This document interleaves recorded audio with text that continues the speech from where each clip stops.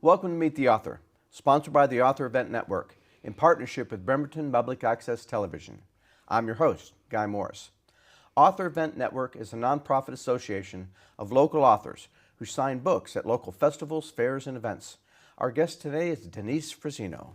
Welcome back, Denise. Thank you, Guy. So glad to see you again. Same here. Well, I'm so glad to see you. I know I'm excited for this season. It's always great when we show up in the new season with a new book. That's right. All of our readers are coming up saying, "When's it coming? When's it coming?" And now you get to show them. Absolutely, and I'm thrilled because it's 14 years of research, and it's done for this trilogy.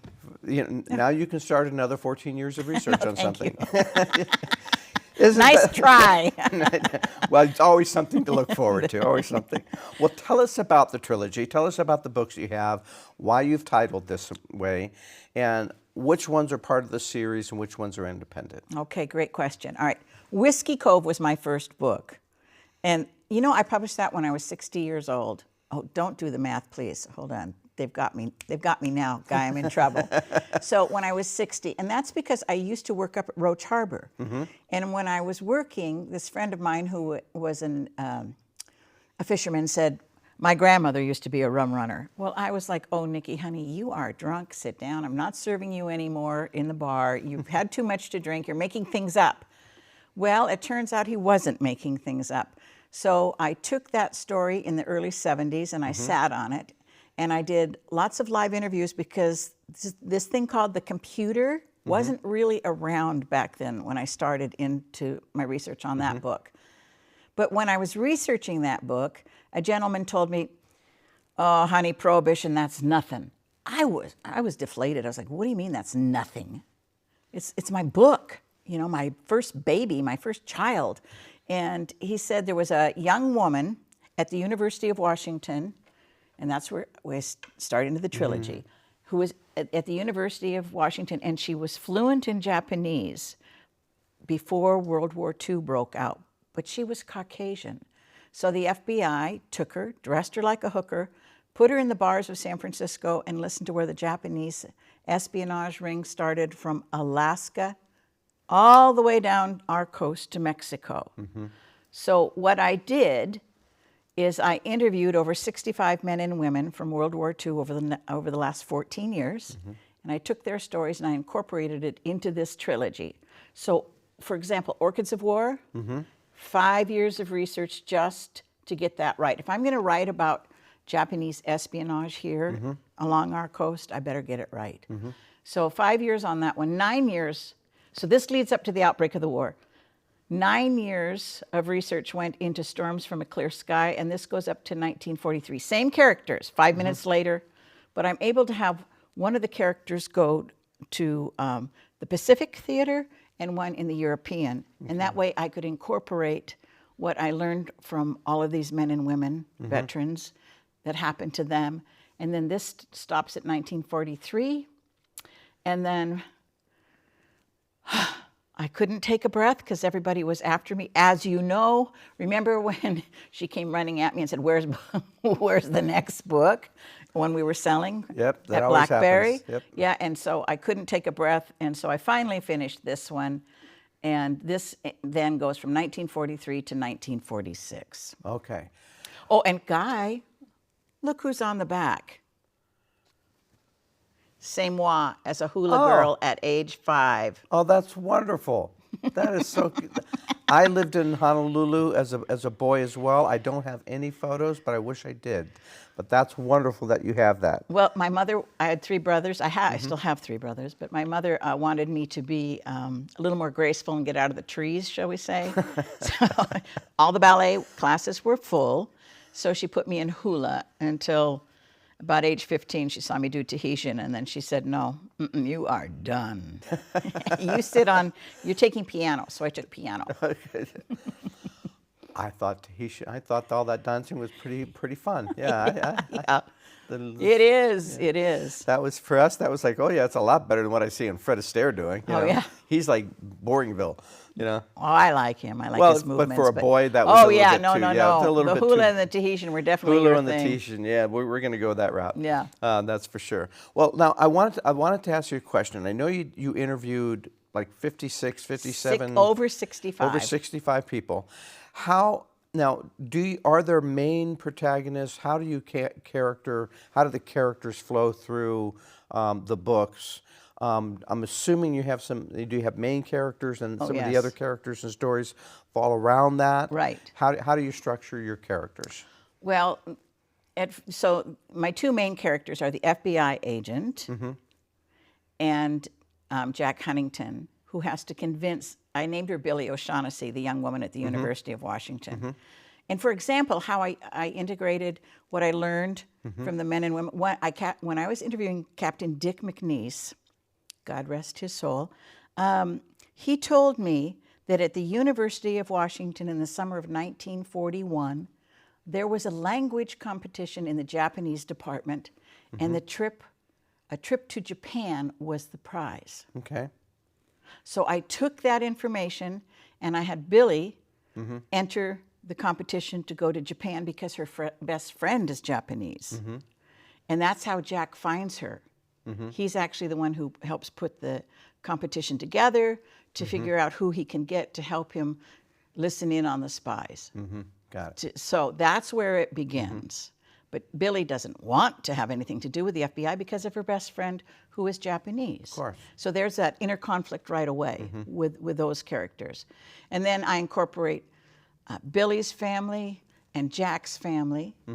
And in Billie's family, one of her brothers goes to the Pacific, and one of their close childhood friends goes to the European theater.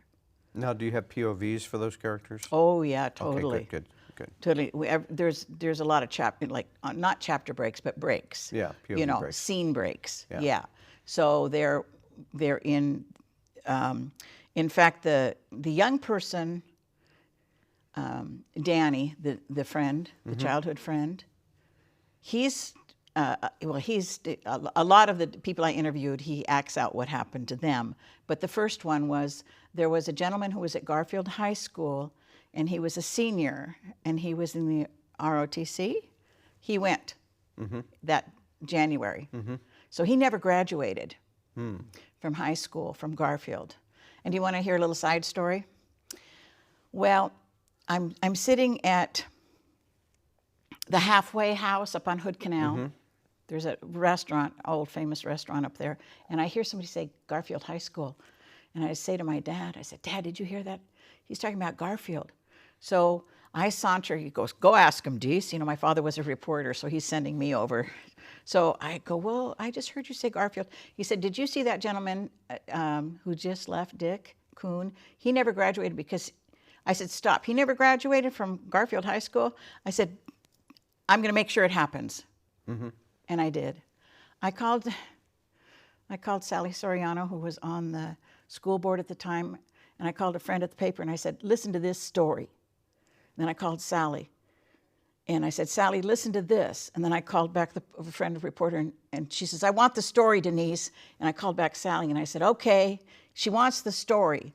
So that year, and it was the last year before they did the remodel at Garfield High School, so Dick Kuhn was able to, he led on the senior class at Garfield High School, and I went and got a gown for him, borrowed a gown, and I had a corsage for his wife. So that's the kind of involvement I have had with these veterans over the years, and he finally got to walk, and his family was in the stand. Oh, that's wonderful. That's wonderful. So that's craziness, Well, huh? and I think our nation today, and I think we've talked about this in the past, our nation today is in a completely different place. If anything like this were to happen today, the ability to get the nation behind the effort the way we did back then, my view would be almost impossible. Yeah.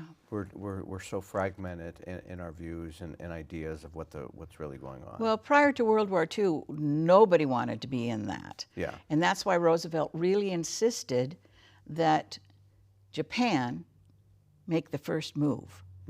We couldn't do anything. And my my FBI agent runs up against that. He knows that it's hands off until something happens, but he's also trying to find out what the Japanese are planning along our coast.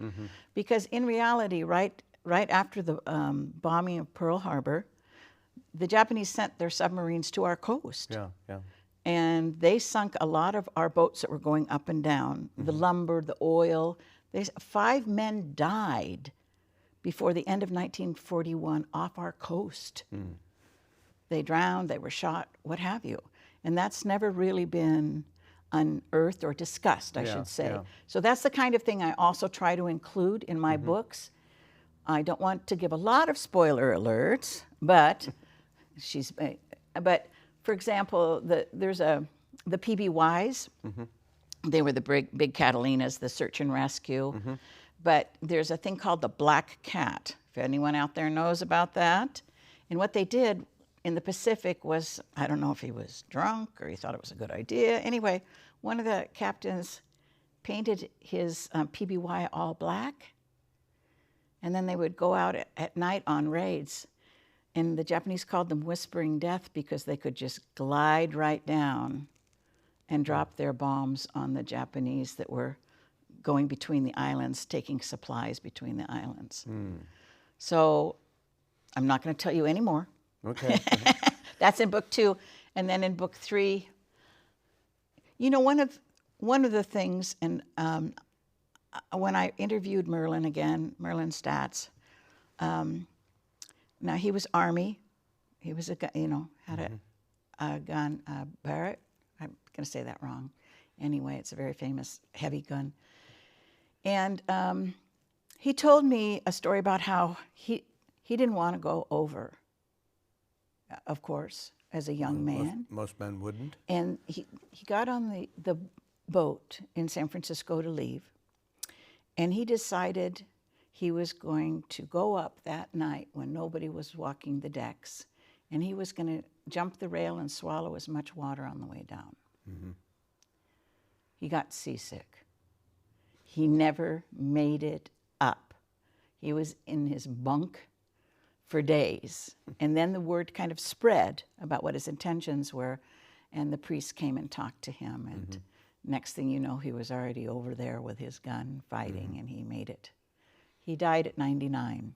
Oh, good. Yeah, he was just a wonderful, but these are the kinds of stories. So I incorporate that at the end because another person told me, Professor Bob Harmon.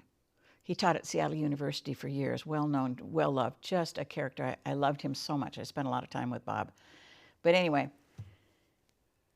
he was through Battle of the Bulge, right? The coldest, worst battles in the European theater, very cold. People were actually freezing to death out there in the snow.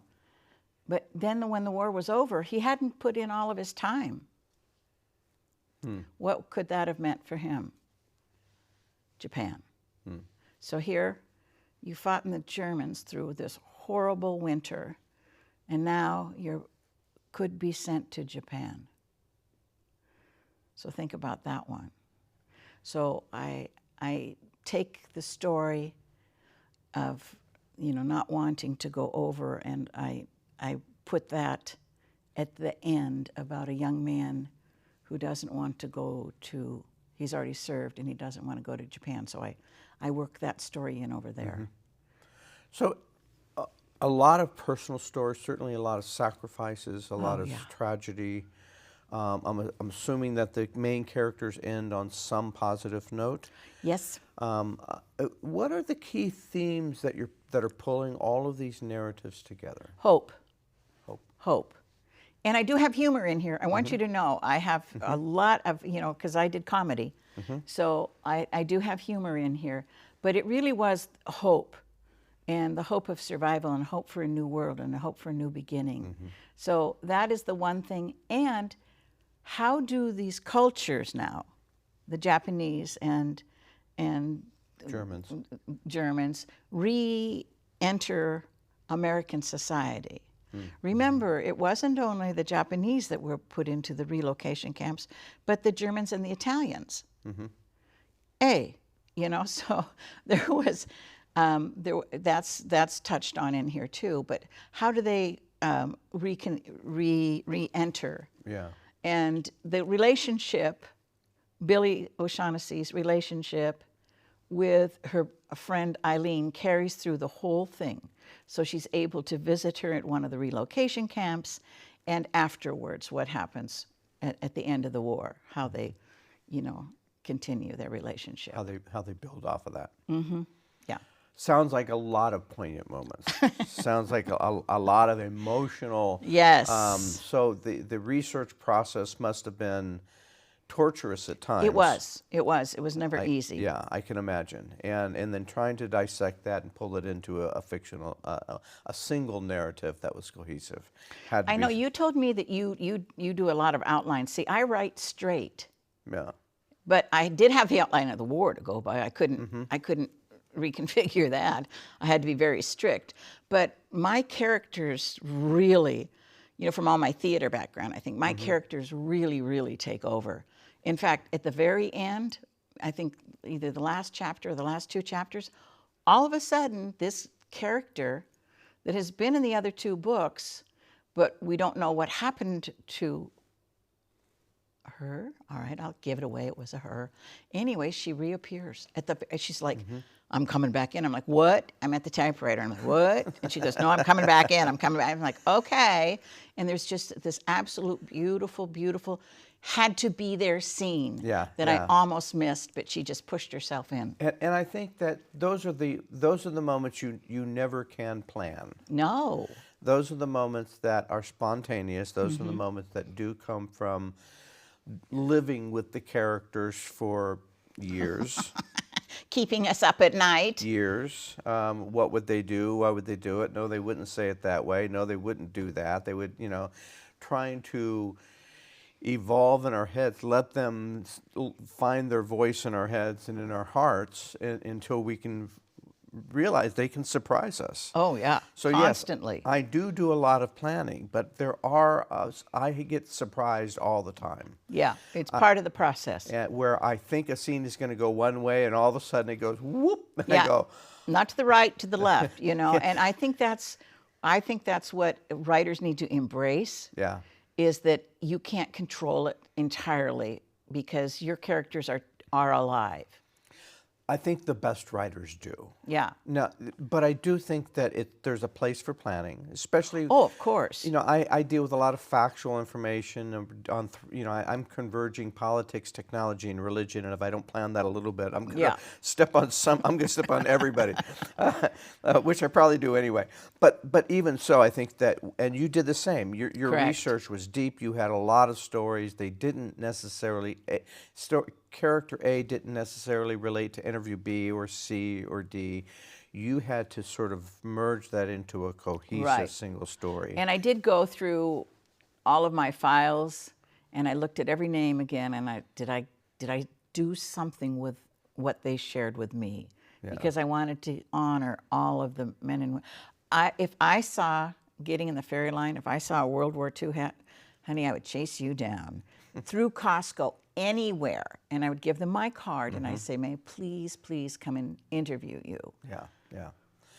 Well, I was going to ask you at one point is how you found all these people, and I'm sure that was part of it. I'm sure I also visits went to VFW. Yes, I did. Exactly. I went to posts. I did anything I could to try and find, because, and that's probably, it's why it took so long, because it was more important for me to get their stories than to tell mine.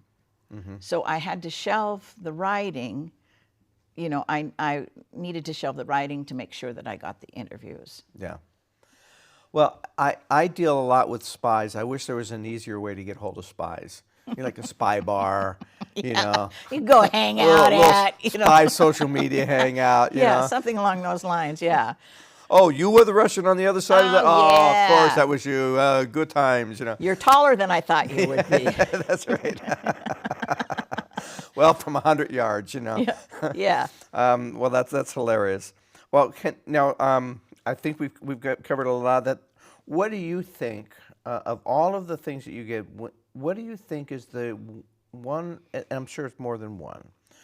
the key takeaways that your readers end up with by the time they're finished with this trilogy? That war is never, ever a good idea. Yeah. It is more brutal than anyone can ever imagine. It is not necessary. We need to figure out another way. And, you know, yes, in this instance, it couldn't be avoided because of the superpowers that wanted, you know, the expansionism, as they called it, the totalitarianism, all of the things that they wanted that we were trying to overcome. And, you know, it's just, it's not good. No one wins. No one wins in a war. Look at the thousands of millions of people who died in World War II. And, you know. Now, I know you're popular with book clubs. Besides book clubs, how else do you like to market your books? You know, out of all of this, what has emerged is I have, thank you for asking that, I have a lecture that I give. In fact, I just gave one that was very well received at like a golf club. You know, their members had me come in, and it's a talk show, a factual talk show with slides that I've accumulated over the years of the Japanese espionage starting back in 1934 and working up to the outbreak of the war and beyond. That's wonderful. Yeah, That's so wonderful. it's very involved, it's almost dizzying to try and hear me explain it in just a, you know, succinct amount of time. But there's a lot of information there. There photographs of the people and and maps and things of that sort. So it's very involved. That's wonderful. That's wonderful. Now, I know you also have a blog, and that you have some of your interviews on there. Are you planning on adding more? Oh, absolutely. Okay. Now that this is over with, I get to go back into the files. You know, most of my interviews are about three hours long on tape. So I get to go back and edit those and, you know, pick a subject and pull in some of those so that anyone can look at the actual interviews of what these incredible men and women had to say or tell me and share about what their experiences were during World War II. Well, Denise, we have time maybe for one more question. It's always a wonderful joy to talk to you because this is such powerful stuff. What would you advise other authors who are trying to look at exploring something as dramatic as this kind of experience? Don't give up. Do good research. If you find one fact, find it again someplace else. Don't rely on just one subject matter. And get out and learn to interview. There's a real tactic to it. Yeah. I don't, believe it or not, I don't talk. I know you find that hard to believe, but Yes, I do, actually. I'll put up the camera and I just let them go, because if I interrupt them and pilfer them with questions, their train of thought at that age specifically gets confused. So if I just let them tell their story, one of the, Ray Swally, who I interviewed, this incredible pilot, looked at me afterwards and he said, I didn't think I had 3 hours left in me to talk about it, because I didn't interrupt him. At the end, I'll take notes, and at the end, I'll go, you know, you mentioned this. What do you think? Yeah. You know, things like that. But I want them to tell me their story uninterrupted from their perspective. Well, thank you so much for joining us You're again today. welcome. I'm so excited for your new book. I'm so excited to get it out in front of the readers this summer. And I want to thank you for watching Meet the Author. Come to meet all of the AEN authors during the summer season in both Seattle and Portland, and keep on reading.